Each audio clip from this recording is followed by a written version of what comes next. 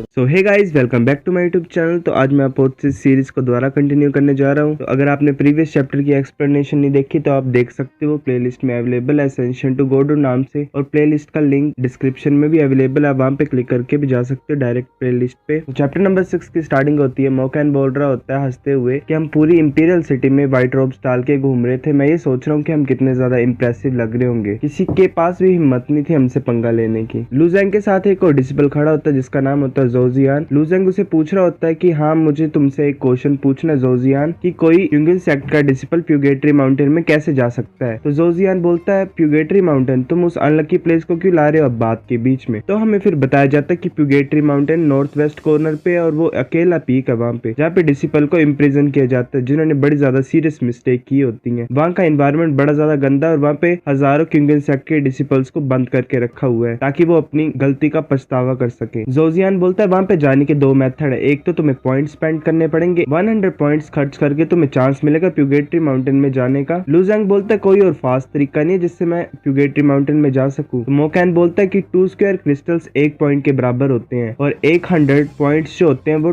200 square crystals के बराबर होते हैं। तो सेकंड मेथड ये है कि तुम खुद ऑन पर्पस कुछ गलत करो और वहाँ पे तुम्हें जेल में डाल दिया जाए। जोजियान ये सुन के अपना सिर पकड़ लेता है और लुजेंग हंसने लग पड़ता है और बोलता है ये अच्छा आइडिया है। फिर ड्रिजल पीक का कल्टीवेशन रूम हमें दिखाया जाता है जहाँ पे लुजेंग मेडिटेशन कर रहा होता है और उसके पास स्किल्स रखी होती हैं जो उसने स्काईबुक पेविलियन से ली थी। मेडिटेट करते वक्त लुजेंग के फोरहेड पे एक ब्लू जैसी लाइट अपीयर होती है, फिर वो बार की तरफ लेजर की तरफ फायर हो जाती है। लुजेंग बोलता है मैंने फाइनली ये स्पिरिट थ्रोन टेक्निक लर्न कर ली। फिर लुजेंग स्किल को उठाता है और बोलता है पर ये स्काई डीमन डिवाइन फिस्ट इतनी आसान नहीं लग रही जैसी की स्पिरिट थ्रोन थी। ये बुक बोलती है कि तुम्हें अपनी मेंटल कंसंट्रेशन को पावर में कन्वर्ट करना है, पर ये काम नहीं कर रहा। अभी के लिए मैं सिर्फ स्पिरिट थ्रोन को ट्रेन करता हूँ। तो हमें फिर बताया जाता है कि स्पिरिट थ्रोन है वो एक एंटायर सोल कल्टीवेशन स्किल है और इसके दो पार्ट्स होते हैं, एक है सोल रिलीज और एक है थ्रोन ट्रांसफॉर्मेशन। तो सोल रिलीज का मतलब ये है कि बॉडी से सोल को बाहर की तरफ निकालना, और थ्रोन ट्रांसफॉर्मेशन का मतलब होता है अपनी सोल को एक लंबे से कांटे के रूप में बदल देना। इस टेक्निक को लर्न करने के लिए एक डीप कंसंट्रेशन में होना चाहिए माइंड, और ये लुजेंग के लिए बड़ी आसान है क्योंकि लुजेंग के पास पहले से बड़ी ज्यादा पावरफुल सोल है। तो फिर हमें सीन दिखाया जाता है ड्रिजल पीक का डाइनिंग हॉल का। वहाँ पे सभी बच्चे खाना खा रहे होते हैं और मोकैन भी खाना खा रहा होता है। तभी एक डिसिपल जिसका नाम है जूली वो पीछे आ जाता है और जोर से टेबल पे अपना हाथ मारता है। एकदम से आवाज सुनने के कारण मोकैन डर जाता है और बिल्कुल शॉक हो जाता है। जूली बोलता है कि ये मेरी जगह है, अगर तुम यहाँ से उठोगे नहीं तो तुम ट्रबल में आ जाओगे। तो लुजेंग बोलता है मुझे पता नहीं तुम्हें किसने ऑर्डर दिया है, पर ये क्यूंगिन सेक्ट है, यहाँ पे डिसिपल्स की फाइट अलाउड नहीं होती है। अगर तुम्हें ट्रबल चाहिए तो चलो अरेना में हम फाइट करते हैं। तो जूली बोलता है तुम्हें लड़ाई करनी है तो 100 स्क्वायर क्रिस्टल्स बेट करो अगर तुम ज्यादा कॉन्फिडेंट हो तो। मोकैन सोच रहा होता है कि ब्रदर लुओ हम इनसे पंगा नहीं ले सकते। तो फिर ड्रिजल पीक अरेना की तरफ वो दोनों बढ़ जाते हैं और वहाँ पे एक दूसरे के सामने खड़े हो जाते हैं। और जूली बोलता है कि मेरे पास ये सिर्फ जुआन टायर अपर ग्रेड वेपन है और जैसे कि प्रॉमिस किया मैं इसको बेड पे लगाऊंगा और अगर तुम जीत जाओगे तो ये तुम्हारी हो जाएगी। तो जूली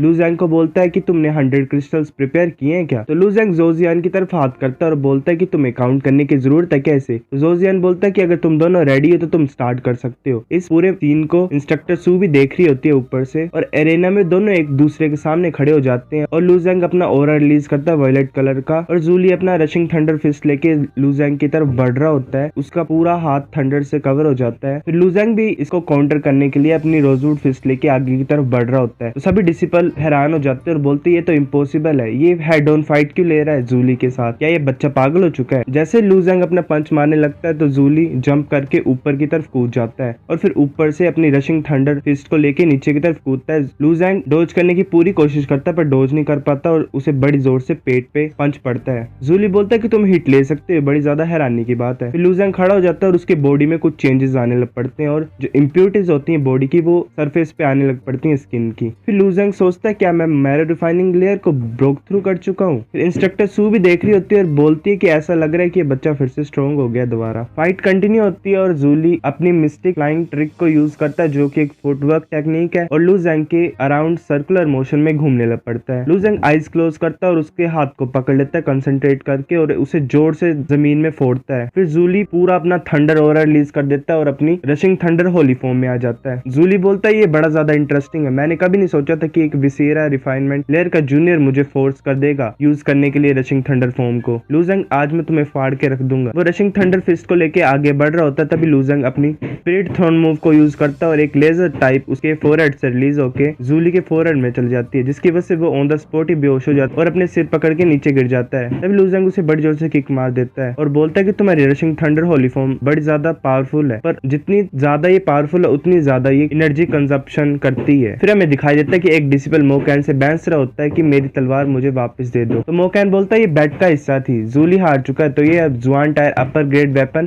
ब्रदर लुओ का हुआ। तो वो डिसिबल बोलता है ये मेरी प्रॉपर्टी है, मैंने जूली को दी थी, मुझे कुछ फर्क नहीं पड़ता कि तुम जीतते हो। तो फिर लू ज़ैंग बोलता है कि मैं इस तलवार को जूली से जीतता हूँ, अगर तुम्हें ये चाहिए तो तुम जूली से मांगो, और अगर तुम्हें कुछ ज्यादा प्रॉब्लम है इससे तो हम फाइट कर सकते हैं अरेना में। तो डिसिबल उस तलवार को फेंक देता है और एक हमें इंसान दिखाई देता है जो कि बोल रहा होता है कि तुम सब कचरा हो। तो वो तलवार उसके पैरों के पास आके गिरती है और वो बोलता है कि तुम्हें रुकना होगा, तुम कहाँ जा रहे हो। तो लू ज़ैंग बोलता है कि तुम वो जिसने ऑर्डर किया था जूली को मेरे को चैलेंज करने के लिए। तो वो इंसान बोलता है तो क्या हुआ, मैंने ऑर्डर दिया था, जो भी ऑफेंड करेगा ज्यूगे फैमिली को उसे मरना होगा। लू ज़ैंग बोलता है ज्यूगे फैमिली, क्या तुम उनमें से एक हो? तो वो इंसान बोलता है हाँ मैं सर्वेंट हूँ थर्ड सन का। तो हमें बताया जाता है कि ज्यूगे थर्ड सन है, उसका रियल नाम है ज्यूगे फैंग, तो वो थर्ड सन है जिसका निकनेम है थर्ड मैडमैन। तो सभी स्टूडेंट बात कर रहे होते हैं एक दूसरे से, बोल रहे होते हैं कि ज्यूगे फैमिली ये हर बार इतने ज्यादा हाई और माइटी क्यों बिहेव करते हैं। तो लू ज़ैंग बोलता है अच्छा तुम ज्यूगे थर्ड सन के सर्वेंट हो, ये तो बड़ा ज्यादा इंप्रेसिव है, और तुम्हारी हिम्मत कैसे हुई कि ड्रिजल पीक के डिसिपल्स के बीच में फाइटिंग क्रिएट करने की, तुम्हारे पास कुछ ज्यादा गट्स है। तो बाकी डिसिपल्स भी बात कर रहे होते हैं हमारे ड्रिजल पीक को कोई जरूरत नहीं है तुम जैसे आउटसाइडर की, कोई बात नहीं कि तुम्हारी ज्यूगे फैमिली कितनी ज्यादा भी अमेजिंग क्यों ना हो, तुम हमारी यूनिटी को डिस्ट्रॉय नहीं कर सकते, और आफ्टर ऑल तुम एक सर्वेंट ही हो और तुम रिप्रेजेंट नहीं कर सकते ज्यूगे फैमिली को। तो सर्वेंट बोलता है तो क्या हुआ, मेरे पास गट्स है, तुम मेरे साथ कर भी कह सकते हो, मैं कुछ भी करूँ यहाँ पे। तो लू ज़ैंग जोजियान को पूछता है कि मैं कोई ट्रबल में हूँ अगर मैं से कुछ करूंगा इसके साथ। तो जोजियान बोलता है ये एक सिर्फ सर्वेंट है और वो भी ज्यूगे फैमिली का, कोई डिसिपल नहीं है किंग इंसेक्ट का, और इसकी वजह से ड्रिजल पीक के डिसिपल्स ने फाइट की आपस में, तो इसको हमें पनिश करना ही पड़ेगा, और मुझे पता है कि इंस्ट्रक्टर सू भी हमारी हेल्प करेगी इसमें। तो लू ज़ैंग बोलता है ठीक है, और वो सर्वेंट की तरफ आगे बढ़ने लग पड़ता है। तो सर्वेंट डर जाता है और बोलता है कि मैं ज्यूगे थर्ड सन का क्लोज सर्वेंट हूँ, अगर तुम मुझे टच करोगे तो तुम्हें थर्ड सन नहीं छोड़ेगा। ऐसा बोलते वक्त लू ज़ैंग उसे गर्दन से पकड़ता है और नीचे की तरफ कर देता है घुटनों पे, और उसके कंधे के ऊपर पैर रख देता है और बोलता है अब बताओ तुम क्या बोल रहे थे अपने थर्ड यंग मास्टर के बारे में। एक और डिसिपल आता है जिसका नाम है कोली, जो कि ड्रिजल पीक आउटर डिसिपल है जिसका रैंक 15 ओवरऑल, और वो हाफ स्टेप इनिशिएट रेलम में और जो कि स्ट्रॉन्गर है जूली से। वो बोलता है कि लू ज़ैंग ये मैन बड़ा ज्यादा क्लोज है थर्ड सन से, और अगर तुम इसे मार दोगे तो तुम्हें बड़ी ज्यादा मुश्किल होगी, बड़ी ज्यादा प्रॉब्लम होगी, तुम चाहे जितने मर्जी पावरफुल होगे पर तुम्हारे पास इतनी स्ट्रेंथ नहीं है कि तुम पंगा ले सकते हो ज्यूगे फैमिली के साथ अभी। तो फिर वो सर्वेंट बोलता है क्योली तुम्हें लू ज़ैंग को यहाँ पे मारना पड़ेगा मेरे लिए, और तुम ऐसा करोगे तो ज्यूगे थर्ड सन तुम्हें रिमेम्बर करेगा हमेशा। कावली बोलता है कि लू ज़ैंग तुम्हें पीछे हटना पड़ेगा, तुम्हें इससे बाहर रहना पड़ेगा, अगर तुम ऐसा नहीं करोगे तो तुम ट्रबल में आ जाओगे। तो लू ज़ैंग बोलता है सच्ची मैं इससे बाहर रहूं, तुम जैसे पीपल मुझे बहुत गंदे लगते हैं जो कि बातों से ही सब कुछ सेटल करने की कोशिश करते हैं, अगर तुम्हें ज्यादा प्रॉब्लम है तो हम अरेना में बात कर सकते हैं। तो वहाँ पे एक और डिसिपल आता है जिसका नाम है ज़ांग वूजियान, जो कि ड्रिजल पीक आउटर डिसिपल है जिसका रैंक 7 है। वो बोलता है अरेना ये अरेना वो,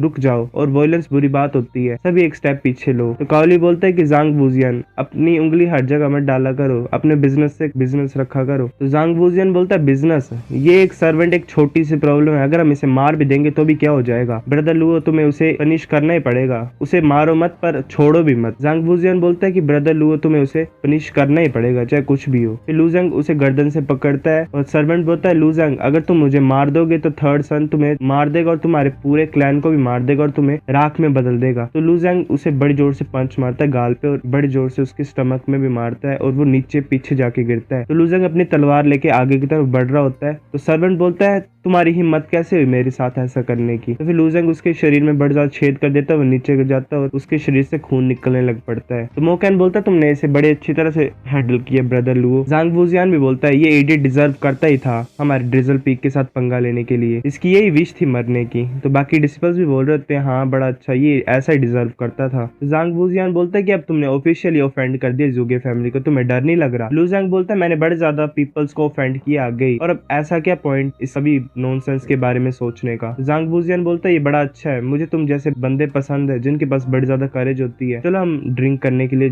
चलते हैं। तो लू ज़ैंग बोलता है हाँ चलो। वो सब हंसते हंसते चल पड़ते हैं ड्रिंक करने के लिए। तो इंस्ट्रक्टर सू ये सब कुछ देख रही होती है और सोच रही होती है कि ये सब कुछ ठीक होगा, बिकॉज जो ज़्यूगे फैमिली की लेडी क्यूशान है वो एक फेवर वो करती है मेरे लिए। सो गाइस चैप्टर नंबर 6 इतना ही था। अगर आपको वीडियो पसंद आई है तो लाइक करो, नहीं भी आई है फिर भी लाइक कर दो, कमेंट करो अगर आपको नेक्स्ट चैप्टर चाहिए, शेयर करो अपने दोस्तों के साथ। तब तक के लिए बाय बाय।